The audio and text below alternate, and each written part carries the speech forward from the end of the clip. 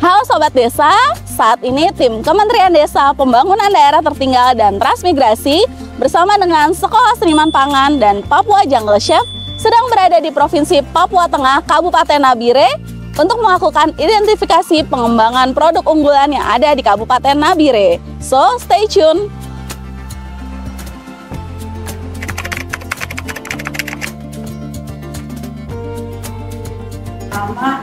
Kami silaturahmi ya Pak dengan para Bapak Ibu yang ada di Kampung Lambarsari ini.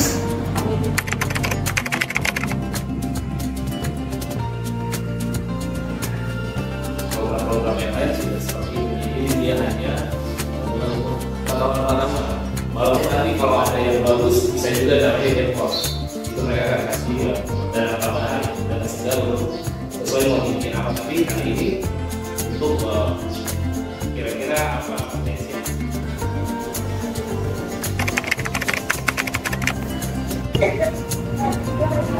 Berapa Mbak? Ada dikasih 50.000.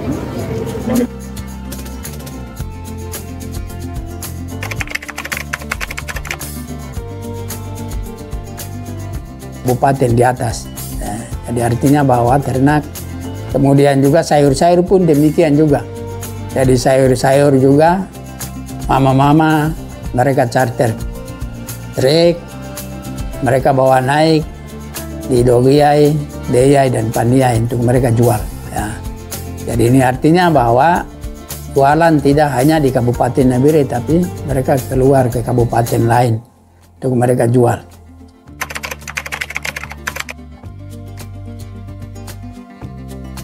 Ya, alamiah saya karena tanah ini juga bermanfaat, dia subur. Karena tanah popok ini juga kami kalau lihat, kami bilang wah tanah ini kira padahal tidak. Tanah ini sangat berguna untuk kami dan kami tidak pernah pakai pupuk. Ya, jadi kami hanya tanam begini saja. Lalu dulunya tuh bikin beden dulu, tapi ini sudah di sapu hujan sudah rata. Beden dulu, baru pindahkan bibit yang disemai, baru ditanam. Setelah tumbuh sudah agak tinggi sedikit, baru operasi, ditempel dan sebagainya. Satu bibit ini berapa Pak? Kalau anakan yang diangkat, kalau misalnya dia angkat banyak itu satu anakan itu 10.000. Ya, tapi kalau diangkat di bawah 100 itu satu pohon 15.000. Di atas 100 ya. Ya. 26 sampai 29 kita pelatihan di Hotel Gates. Nah, itu hasilnya yang ada ini. Nah, sudah bisa, tapi itu awetnya tidak bisa. Kendalanya hanya di situ saja, Bu. Kalau mesinnya kita bisa produksi satu hari bisa sampai 400 sampai 500 kilo masih bisa. 400 sampai 500 kilo bahan baku. Bahan bakunya untuk dari bahan padat jadi satu hari. Ya, satu hari itu masih bisa. Mesinnya ada 5 unit kalau tidak salah.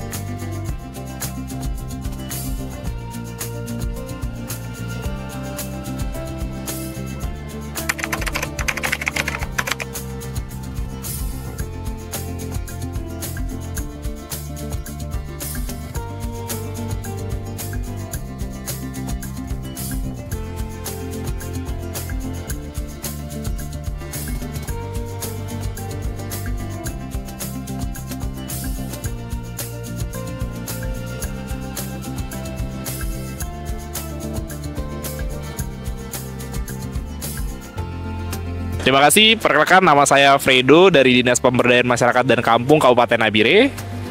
Untuk testimoni kegiatan beberapa hari ini di Kabupaten Nabire terkait dengan pengembangan produk unggulan desa yang kami ikuti, bahwa memang betul ketika suatu program atau kegiatan dimulai memang sebaiknya kita melakukan identifikasi, karena banyak hal yang kita temukan kendalanya bukan cuma modal, tapi ternyata modal-modal atau barang pemberian dari beberapa kementerian, bahkan juga dari OPD juga sudah ada, tapi mungkin ada hal-hal yang belum diperhatikan seperti peningkatan kapasitas masyarakatnya atau apa yang perlu dikembangkan. Sebenarnya kalau dari beberapa hari kita turun ke lapangan, kita melihat bahwa potensi sebenarnya ada, tinggal bagaimana kita memaksimalkan potensi dengan yang modal-modal yang sudah ada, saya rasa terutama terkait dengan peningkatan kapasitas dan juga kolaborasi antar semua stakeholder. Mudah-mudahan tujuan dari program Tekad ini untuk menambah pendapatan masyarakat dengan identifikasi dan juga untuk mengembangkan produknya sesuai dengan potensi yang dimiliki bisa mencapai tujuan dan berjalan sukses. Salam Tekad. Terima kasih. Halo, nama saya Eti Suryatin, biasa dipanggil dengan Eet. Saya dari Sekolah Seniman Pangan. Saya beberapa hari ini bersama Kemendes untuk melakukan food mapping di Sigi. Beberapa temuan kami ternyata sangat menarik sekali ya. Di sini banyak potensi komoditas atau produk yang bisa diangkat ke pasar. Ya, saya bertemu juga satu kelompok yang memang kelompoknya jagung. Di sana sudah punya peralatan, dan peralatan itu artinya tinggal bagaimana men-set up peralatan, terus kemudian bagaimana mengoperasikan manajemennya, dan yang ketiga adalah tentunya bagaimana akses ke pembiayaan. Nah, itu menjadi tantangan karena motivasi mereka sebenarnya ada, tetapi persoalannya ya tadi butuh pendampingan yang memang untuk bisnisnya bisa jalan. Yang kedua, saya juga ke kelompok ada di sana pisang, karena memang Nabire ini salah satu potensi komoditasnya adalah pisang. Pisang kepok itu sepanjang jalan di mana-mana itu ada pisang. Nah, pisang sendiri ini menjadi potensi, artinya bisa menjadi produk turunan, misalnya diolah menjadi keripik yang lebih enak, tentunya dengan kualitas yang bagus dan bisa masuk ke pasar-pasar yang lebih luas seperti itu. Baik itu di Nabire maupun bisa ke luar Nabire, misalnya ke Jayapura, Sorong, dan yang lain-lain. Nah, dan selain bisa dijadikan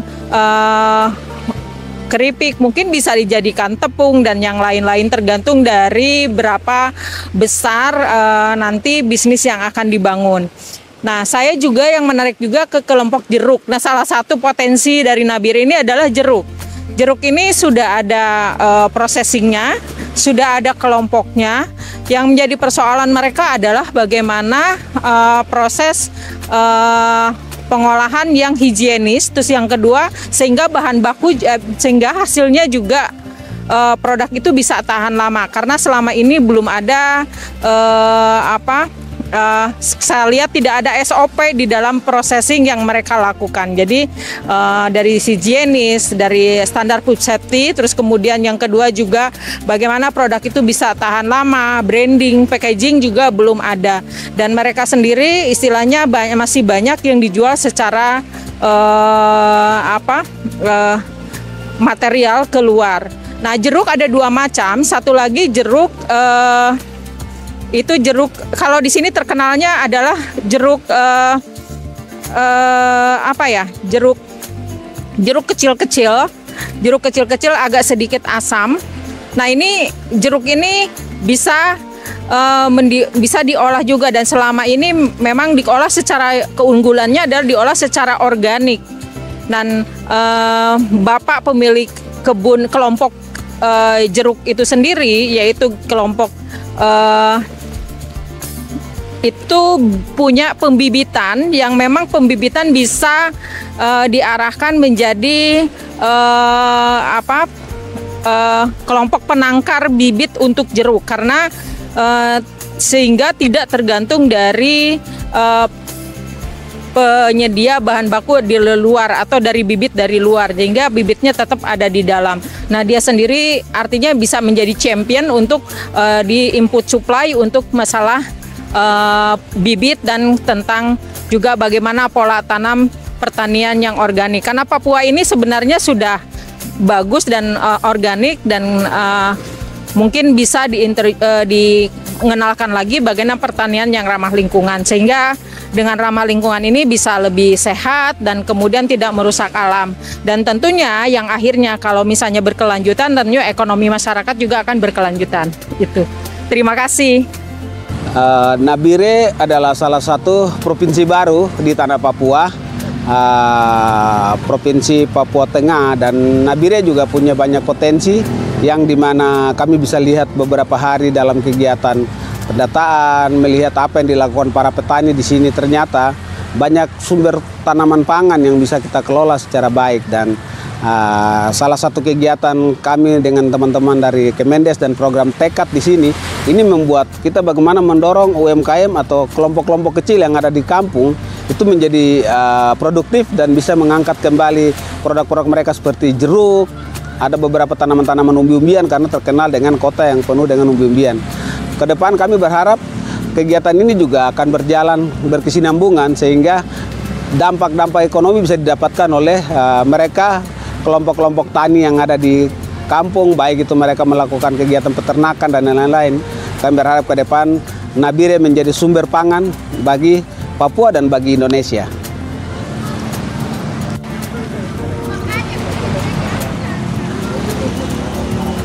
Beberapa hari mengunjungi 5 desa di Nabire, ada beberapa hal yang menarik untuk ditindaklanjuti oleh Tekad. 1, masukan menarik dari diskusi dengan Kepala Dinas Pertanian, Tekad untuk segera melakukan koordinasi dengan Kementerian Pertanian, dan nanti pastinya di daerah akan ditindaklanjuti sehingga ada pembagian peran yang jelas, kolaborasi antara Kementerian Desa dengan Kementerian Pertanian. Di lapangan seperti apa irisannya itu menjadi penting untuk segera diwujudkan. Yang kedua, kita menemukan beberapa hal menarik seperti ada 2 desa yang ada mesin-mesin produksi di tingkat kelompok yang tidak digunakan, dan itu harganya juga mahal, mesinnya banyak, tidak berfungsi karena penyebab ada hal tertentu yang membuat seperti itu. Nah, hal ini tentunya menjadi masukan bagi Tekad apabila akan memberikan bantuan mesin di RITD-nya, nanti harus melakukan kajian yang serius apakah memang kelompok ataupun desa itu membutuhkan kalau di desa sudah tersedia dan belum berfungsi. Terkait beberapa produk unggulan desa, kita temukan juga memang kualitas produksi juga belum begitu baik, sehingga ya seperti apa yang ada di desa. Jadi sangat membutuhkan sentuhan-sentuhan Tekad untuk pemasarannya, untuk bagaimana bisa meningkatkan kualitas dan lain sebagainya. Tentunya pelatihan-pelatihan yang benar-benar dibutuhkan untuk mewujudkan itu semua harus mampu ditangkap oleh Tekad sehingga membawa perubahan ekonomi masyarakat desa. Terima kasih.